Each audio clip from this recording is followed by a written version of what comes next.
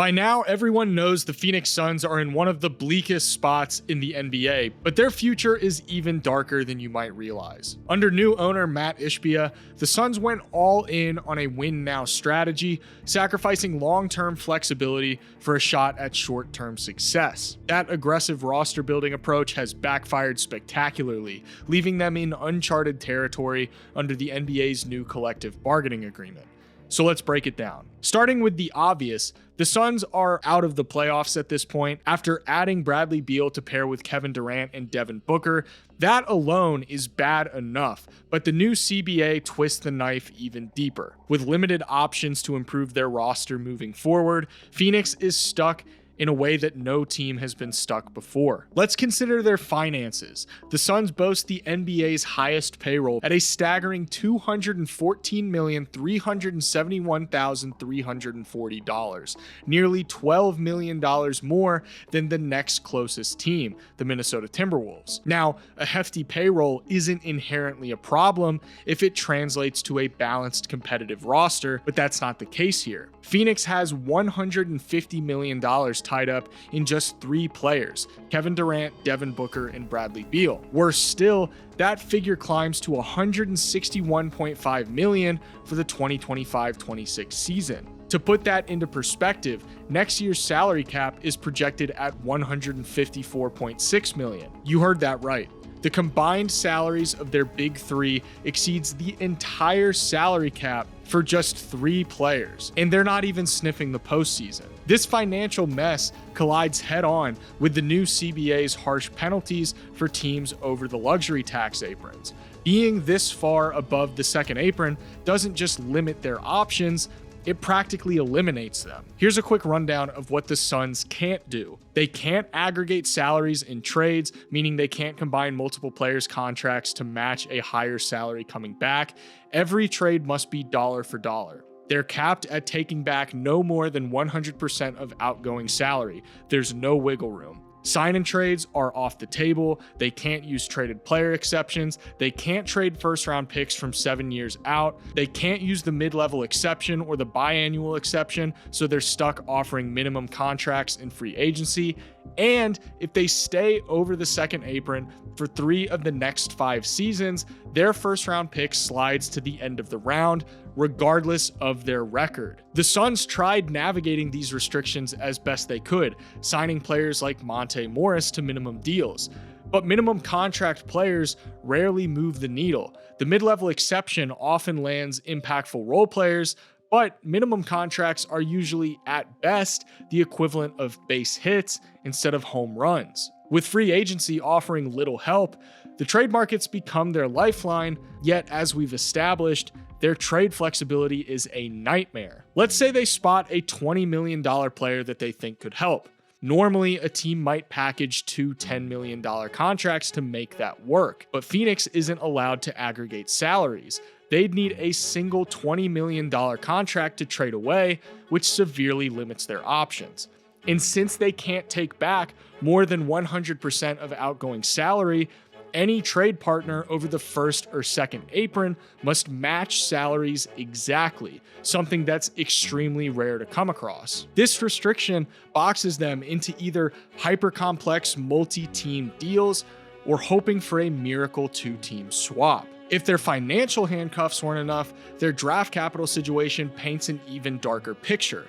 But before we get into the convoluted mess that is their outgoing draft pick situation, I want to take a quick second to thank the sponsor of today's video. Huge thank you to Bear Mattress for sponsoring today's video. Head to bearmattress.com/AlexHoops and use code AlexHoops to get 40% off your mattress plus 2 free pillows. Bear is a premium mattress designed specifically to improve your sleep, and it's shipped directly to your front door for free. Everybody has different mattress preferences, everybody sleeps differently, and that's why I really love their sleep quiz, which can help you remove all of the guesswork from finding a mattress that's right for you. I'm somebody that prefers a firmer mattress, and I typically sleep pretty hot, so I use their sleep quiz to make sure that I got a mattress that both my wife and I love. Plus, they have a limited lifetime warranty, and they offer a 120-night sleep trial. So you get 3 months to make sure that you love your mattress. And they offer financing and flexible payment plans. I'm a side sleeper, and my wife sleeps on her back, so we got the Bear star hybrid to make sure that we were both taken care of. We've had the mattress for over a week now, and with how cool Bear mattresses are, I've been falling asleep super fast, staying asleep through the entire night, and waking up feeling refreshed and rejuvenated and ready to tackle the day. Their Celliant powered fabric helps you stay cool throughout the night, and their mattresses are made with 3 premium foams that help get rid of unwanted body heat to keep you cool all night long. Their mattresses are also fiberglass free, which is something that can be detrimental to your health, but Bear owns its own manufacturing facility, so all of their products are fiberglass free, keeping you clean and healthy. In a 2024 survey of over 300 of their customers, 82% saw an improvement in their sleep quality on their new Bear mattress, and that's why 95% of those customers said that they would recommend Bear mattresses to their friends. I love my Bear mattress, and I think you would too. If you're looking to upgrade your sleep, head to bearmattress.com/AlexHoops and use code AlexHoops to get 40% off your Bear mattress, plus 2 free pillows. This is higher than what's being offered on site, so be sure to check it out while you can. Again, huge thank you to Bear Mattress for sponsoring today's video. Let's get back to it. The Suns don't control their own first-round pick until 2031. Everything before that is tangled in a web of pick swaps, some theirs, some not. They'll still have some first-rounders, but these are unlikely to be high-value lottery picks that teams covet. And thanks to the CBA, they can't even trade the distant picks that they do control, since second-apron teams are barred from moving first-rounders 7 years out. But it gets worse.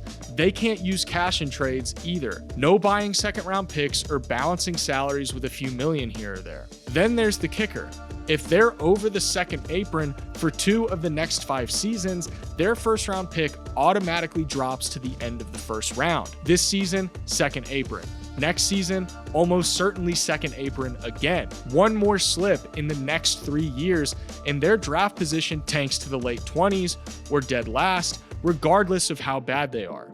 Imagine finishing with a bottom 5 record and picking 30th. That is a legitimately real possibility for the Phoenix Suns. So with all of this in mind, the Suns are effectively paralyzed. The CBA has them in a chokehold where they're too strapped to improve, but they're too expensive to contend. Contending's off the table entirely, and Bradley Beal has a no trade clause, and he's made it clear that he's not going to waive it. So a quick reset around Beal is now off the table. That leaves one semi-viable escape hatch: trading Kevin Durant. Rumors swirled before the trade deadline, but no deal ultimately materialized. Moving KD could net them draft capital, young talent, and a chance to duck under next season's $200 million payroll. The Houston Rockets might be the ideal partner here. They control a lot of Phoenix's future first-round picks, and they have a stockpile of young players that are going to be coming up on big paydays, which makes them perfect trade fodder. A deal could theoretically return some of Phoenix's own picks to their pockets, maybe a prospect like Jalen Green, and a little bit of financial breathing room. But the problem is, even a Durant trade doesn't guarantee a quick turnaround. Sure, they might reclaim a pick or two and snag a decent young piece, but does that really jumpstart a rebuild? Most likely, not in any meaningful way. Their best bet would be landing their own picks for this year and next and getting under the second apron as fast as possible.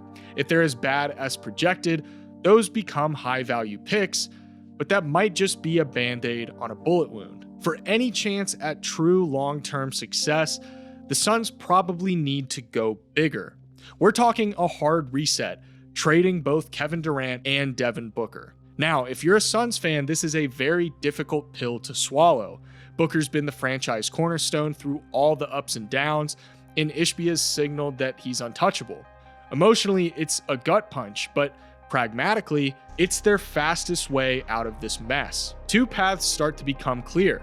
Path 1, keep Booker, trade Durant, wait out Beal's contract, and retool once his deal expires and their picks become tradable again. Option 2, trade Durant, wait out Beal, and then deal Booker to recoup some lost assets.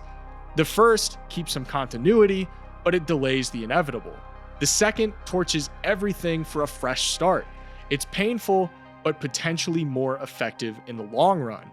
If the goal is undoing years of damage, trading both stars offers the clearest path, however brutal it feels. So why are the Suns so uniquely screwed? There are other teams over the second apron, but they're not in nearly as poor of a position as the Suns are.